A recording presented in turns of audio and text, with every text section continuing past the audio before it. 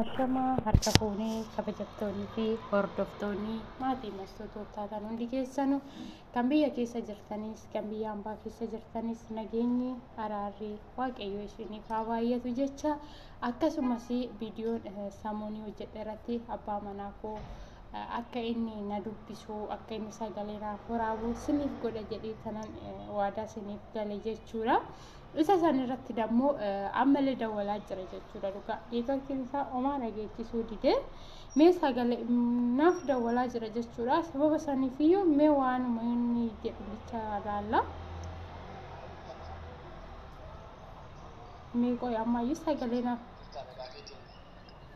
Aisosi akkam jirta nagaa keetiin akkam nagaa fayyaa keetiin maali garuu yaa hospitaalee kan jiraatan beektaa miti akkas jala bisi beektaan baay'ee si jaalladha si jedha yaa macee hojii si obsuu dandeenye si jedha maali yaa seenaa daree seenaa daa jiraachuu kan inni beekatan si jaalladha si akkana jechaa jira maal godhure namni biyya hambaa keessa jiru waa wani bu'aa osoo hin jiru si dhabee jiraachuu hin danda'u sababa saniifiyyuu wannoo akkas jechaa jira jechuudha amma xiqqoo fi amma haga uumatti lashee inoo qabsiisaa sila ta'eefiyyuu akkasii isiniin jira kun haala kanaan yaada ለምሳሌ namoonni tokko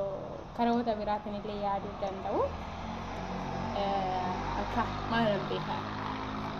anillee sinuma bira taa'ee tana sagalee qabu akkaamii namni sagalee nama dhaggeeffate zinni yoo namatti namaan fide baay'ee ulfaatadha jechuudha anillee sinuma bira taa'ee sagalee qabuu fi nageenya waaqayyo siif haa baay'atu akkam jirta nagaa jirta ani nagaa hootii galata waaqayyo galatoomii kana akkanatti naaf yaadu keetiifiyyuu galatoomii maaliif balleechaa kootis osoo natti nannoo hin jedhini na jajjabeessuu keetiif na bira dhaabbattee siif jira naan jechuu keetiifiyyuu dhugaa galatoomii siin jechuu jaaladha anillee baay'ee jaaladha siin jedha akka kootitti garuu akka balleechaa kootis osoo ilaalin na taqabbaluu kootiifiyyuu galatoomii waaqayyo si gala eebbisu siin jira naaf jiraadhu nama immoo nus olagarree waliin jireenya keenya jiraatu waaqayyo nu haa taasisu siin jedha naaf galatoomishi dhugaa ani maaliif oolmaa kee kana jedhee dubbachuu hin danda'u odoo namoota garaagaraa ta'ee tish jettee na bira dabartee deemtaa turte ati garuu obsa fudhattee tikistii godhattee ana waliin jireenya kee nan jiraadha jettee yaaduu keettiifiyyuu galatoomii kana jedhee siif deebisuu hin danda'u jechuudha maaliif namni tokko kan kaleessa san yaadatu kanumaarraa qofa bicha laala ati garuu kan kaleessa san yaadattee siif jira naan jechuu keettiifiyyuu ani dhugaa kana jedhee hin dubbadhu siin jechuu jaaladha galatoomii naaf jiraadhu nama ijaan ol agarru nama waaqayyo moo waliin jireenya keenya eegallu waliin jireenya keenya jiraannu jireenya keenya kaleessaa san akka waliin deebisnu waaqayyo nu haa gargaaru siin jedha nagaa fayyaa naaf ta'i anis baay'ee si kabajaa baay'ee si jaaladha hiriyaa koo naaf jiraadhu gufuu sin dhayini hamaa sin argini siin jechuu jaaladha nagaa naaf ta'i kunuuti sagalee qabeefi jira jechuudha akkasii siniin jechuu jaaladha kun akkanatti yaadaa xaaxaa hin qabu maaliif akkana ni miidhamu hin barbaadu yoomiyyuu miidhaa koo hin barbaadu jechuudha maaliif jenna bakka akkanan tadassatee jiraadhu barbaada jechuudha gisee baay'ee sababa saniif kana hiriyyaan koo kana garuu sababa neetworkiititti malee baay'ee haasa'aa jiru ni beektu kan neetworkii biyyaa hin dhageechisuu wantoota garaagaraatiin dida sila ta'eefiyyuu Essiniin jechuu jaaladha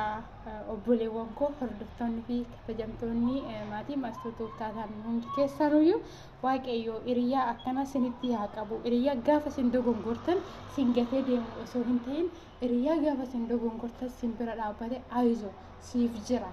atis ana malee maal qabda anis si malee maalan qaba dhugaa namoota muraasa jechuudha namni gisee amma siifan jira bar ani bar si wajjinan jira namaan jedhu baay'ee ulfaata garuu inni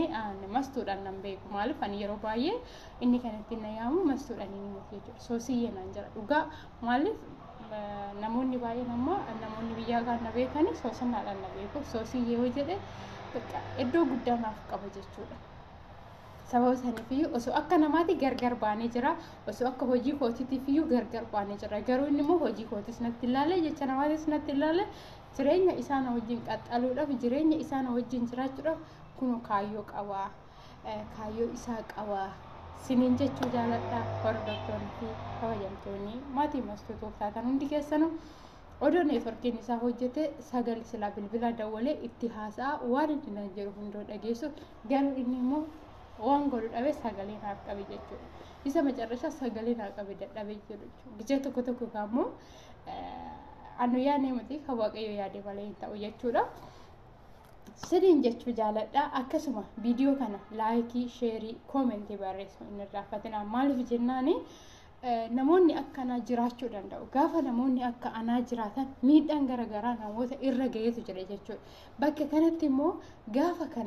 gaafa namoonni kun miidhaan isaan irra gahee kun gaafa jiraatan nama saniif utubaa ta'ana jechuudha. Ani gaarii hojjedheetti miti kanaaf fuuldura keessaan bahee viidiyoo hojjechaa jiru jechuudha. Ani nama baay'ee balleessaa balleeche. Ani nama baay'ee bakka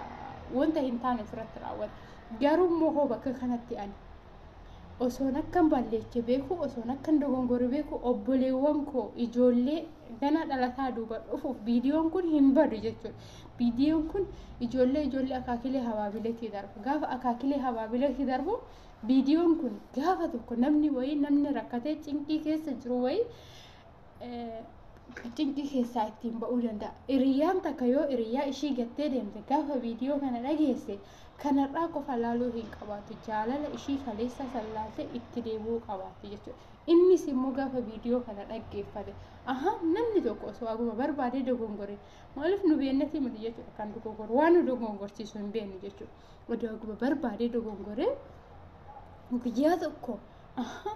jechi kun edaa dhugumaa jedhee duubatti deebi'ee dogongora isaa sanirraa deebi'a jechuudha. Namni tokko immoo aguma barbaade namni nama ta'e namni lafa kanarra jiru namni hin dogongorre hin jiru. Kan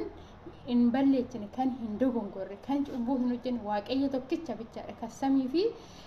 lafa uume isa tokkicha qofa bicha. Nu garuu nama taane nama kamumaa hin taane shamaras taate dhiiras taate daa'imas taate jaarsas taate jaartis taate ni dogongorre jechuudha. Odoon beeku dogongora keenya san irratti immoo jenne gaafa bira dabarre hin miidhamne gaafa garuu obsaan nama tokko ittiin loltanii ooduudhaan duratti namni sun gaafa deebisee dhufee isinii dawwalee waan wayii isiniin jechuudhaaf fedha qabaatee isiniif yeroo nuuf kenni isiniin jedhe yeroo kennaa fi dhaggeeffadhaa yoo isinii ta'e fudhadhaa yoo isinii ta'uu baate dammoo itti dhiisaa isiniin jechuu jaaladha. Akkasumas immoo